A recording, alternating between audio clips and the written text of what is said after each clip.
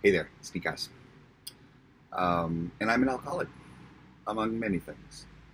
Um, what I want to talk about today was there is a line in the third step prayer that says, this is, when we're asking God to please remove us from the bondage of self, that we might better do thy will.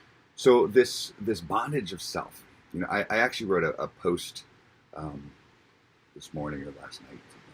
I wrote the thing yesterday, and then I cut out this little snippet and used that as a separate post.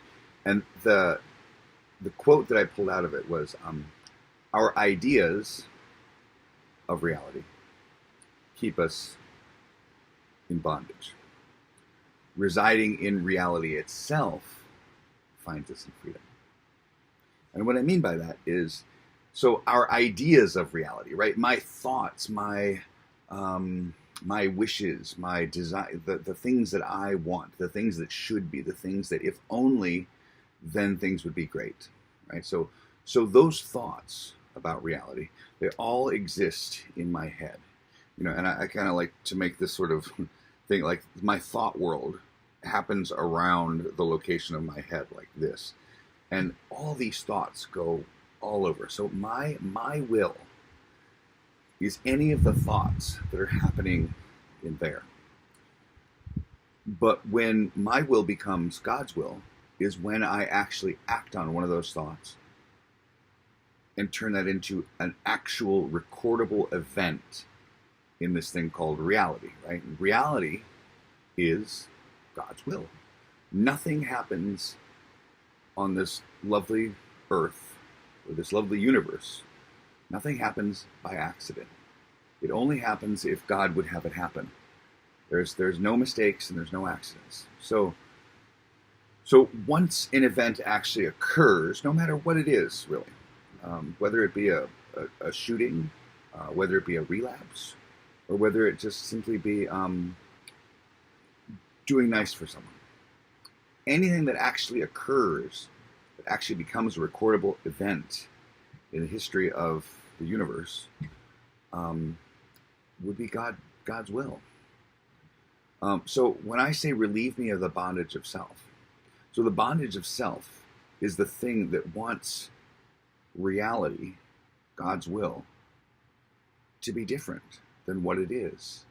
That it would be better if, I'd be happy if only. Like so there's always like something that can be improved or made better based upon what it is that I think. But in reality, this is reality.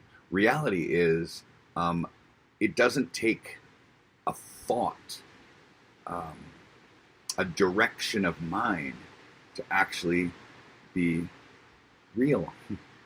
So anything I can point at is God's will, is reality, is the truth. If I can point at it, that's the truth. That is happening. You are the truth. This experience is the truth, right? So that's the truth. Anything that happens in here, the story about the truth, the narrative about the truth, that's fictitious. That's imaginary. That's make-believe. It doesn't exist. It's just a collection of thoughts that are happening. Right? But reality is this. God's world is this out here. So the idea of reality is what keeps us in bondage, right? So when we stay up there in this idea of reality, we are stuck in the bondage of self. But when we reside, right, when we let go, often through some lovely meditation, when we let go of our tightly held beliefs, our ideas about reality, when we let go, suddenly we find ourselves in reality. Because this is reality. Turns out, in reality, let's just say if I have to go to the bathroom, I know I have to go to the bathroom. I get up and I go. So reality doesn't need a lot of thinking. The mind likes to think that without it, we couldn't exist. But in reality, in actual reality, it doesn't take much thought. It takes a bit, but it doesn't take much thought to reside and flourish in reality. Intuitive guidance, right, which kind of happens here, doesn't happen here, it happens here. Intuitive guidance lets us know what needs to be done next.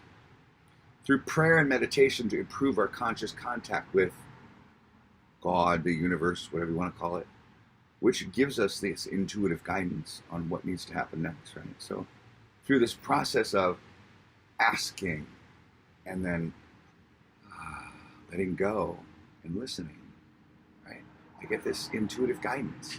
And this intuitive guidance is the thing that propels my life forward. So our ideas of reality are what keep us in bondage. However, residing right here, right now, in reality, finds us in freedom. This place right here, right now, is very spacious.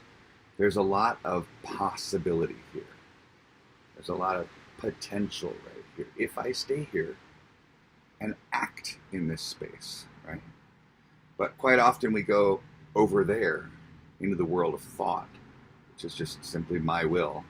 It's not here. It's my will is always over there in the magical, mythical world of what's not happening. Right?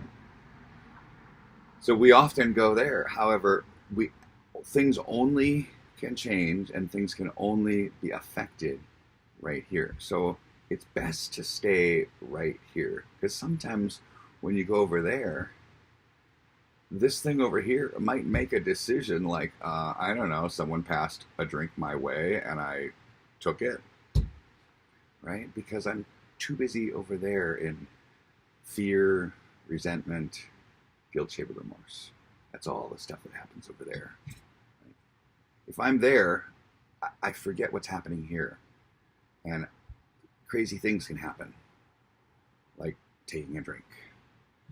But when I'm here, those crazy things are very, very few and far between, because I'm right here and I'm dealing with reality itself. So, there's my little 2 cents about that phrase, relieve me of the bondage of self. And I would say that it's a very powerful prayer. And if you pray it with an intensity and with a passion and with a true desire,